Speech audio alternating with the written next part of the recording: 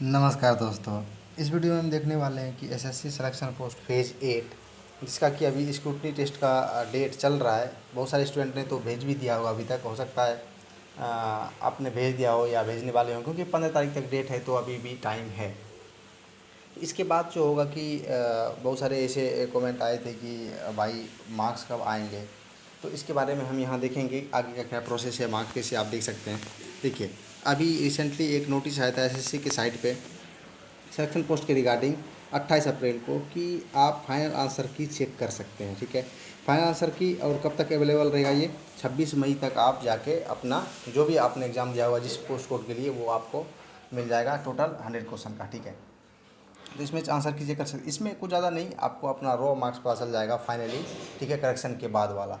तो raw marks पता करके भी हम ये नहीं बता सकते कि आपका नॉर्मलाइज मार्क्स कितना है और आप फाइनल सिलेक्शन तक जा सकते हैं या नहीं जा सकते। हाँ, ये हो सकता है कि अगर आपने टियर 1 क्वालिफाई किया है तो ठीक है, लेकिन नॉर्मलाइज मार्क्स अंदाज़ा लगाना मुश्किल है। ठीक है, लेकिन अब ये बात है कि नॉर्मलाइज मार्क्स पता कैसे चलेगा, तो ये दो तरीके से दिया जाता है एसएससी की तरफ से। खास करके सिलेक्शन पोस्ट में दो तरीके से नॉर्मलाइज मार्क्स रिलीज किया जाता है। कौन कौन सा है देखते हैं। देखिए, हालांकि सिलेक्शन पोस्ट में बहुत सारे पोस्ट हैं और अलग अलग रीजन्स हैं। ठीक है, तो सारे पोस्ट का वैसे मैंने यहाँ फेज़ 6 का लिया है, क्योंकि उसी का किसी किसी पोस्ट का फाइनल रिजल्ट आया है। बाकी बहुत सारे पोस्ट कोड का तो आया भी नहीं है, तो मैंने एक पोस्ट कोड का लिया है। सबका दिखाना पॉसिबल भी नहीं है और बहुत सारे पोस्ट कोड का आया भी नहीं है, तो मैंने एक पोस्ट कोड का लिया है।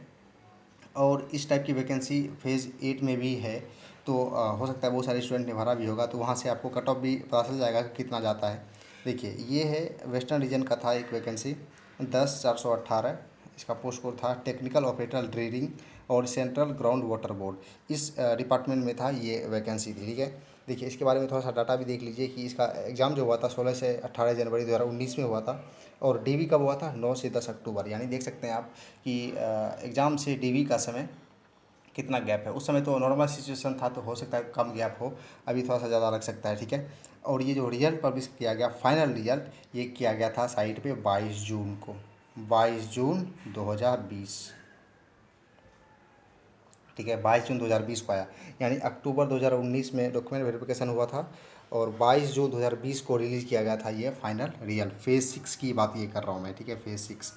ठीक है, तो इसमें आप देखिए कि ये पहला तरीका क्या है नॉर्मलाइज मार्क्स डिक्लेयर करने का, कि जितने भी पोस्ट होंगे, जितनी भी वैकेंसी होती है, उसमें जो जो स्टूडेंट सेलेक्ट होते हैं, सेलेक्ट होने का क्या प्रोसेस है। सबसे पहले आपको स्क्रूटनी में सेलेक्ट होना पड़ेगा, आपको प्रोविजनली एक्सेप्टेड लिस्ट में आना पड़ेगा। उसके बाद डॉक्यूमेंट वेरिफिकेशन में अपीयर होना पड़ेगा और वहाँ भी सेलेक्ट होना पड़ेगा। ठीक है, मतलब आपको क्लियर मिलना चाहिए कि हाँ आप सच में आपके पास सारे डॉक्यूमेंट्स हैं। उसके बाद फाइनल रिजल्ट जो आएगा, तो डिसेंडिंग ऑर्डर में मार्क्स को वैकेंसी के अनुसार अरेंज करके दिया जाता है फाइनल रिजल्ट। तो जितने भी वैकेंसी थी इसमें, उसके अनुसार रिजल्ट दिया गया, देख सकते हैं। और टॉप स्कोरर से लेके नीचे तक जहाँ तक वैकेंसी होती है अलग अलग कैटेगरी में दिया जाता है। देखिए, इसका जो टॉप स्कोरर थे सीरियल रैंक 1, उनका स्कोर था 160.5। इतना सबसे टॉप मोस्ट स्कोर था, सबसे पहला रैंक इनका था। ठीक है, लेकिन वैकेंसी देखते हैं ऐसे ही अलग अलग है। वैकेंसी देखते हैं कितनी थी। देखिए, 51 वैकेंसी थी अलग अलग कैटेगरी मिला के, और सबसे लो कट ऑफ जो गया था, तो देख सकते हैं जनरल का 114 है। ठीक है, ओबीसी की कैंडिडेट हैं और जो जनरल से सिलेक्शन लिया है उन्होंने, वो क्या 114 गया है। ठीक है, यानी देख सकते हैं नॉर्मलाइज मार्क्स है ये, और सबसे मिनिमम जो कट ऑफ गया था जनरल कैटेगरी का इतना। बाकी आप दूसरे दूसरे कैटेगरी का भी यहाँ देख सकते हैं। ये पहला तरीका है कि नॉर्मलाइज मार्क्स रेज करने का, मतलब जो स्टूडेंट सेलेक्ट होंगे फाइनली पोस्ट के लिए, उनका दे दिया जाता है मार्क्स। ठीक है, बाकी सबका नहीं दिया जाता। पहला ये प्रोसेस है कि जितनी वैकेंसी है उसके लिए जो फाइनली सेलेक्ट होंगे उनका मार्क्स दिया जाएगा।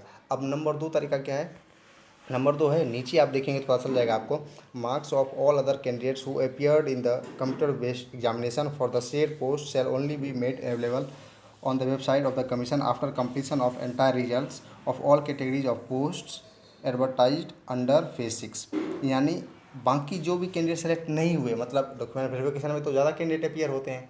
ठीक है, बाकी कुछ कुछ स्क्रूटनी में मतलब रिजेक्ट हो जाते हैं, कुछ डॉक्यूमेंट वेरिफिकेशन में रिजेक्ट हो जाते हैं, कुछ डॉक्यूमेंट ही नहीं भेजते। मतलब जितने भी स्टूडेंट हैं जिन्होंने टियर 1 एग्ज़ाम दिया था, सबका नॉर्मलाइज मार्क्स कब आएगा, जब सारे पोस्ट का फाइनल रिजल्ट आ जाएगा, जितने भी पोस्ट थे। ठीक है, इस रीजन में। ठीक है, और सारे कैटेगरी का जब आ जाएगा फाइनल रिजल्ट तभी आपको एक मार्क्स इसमें देखने के लिए मिलेगा, ठीक है।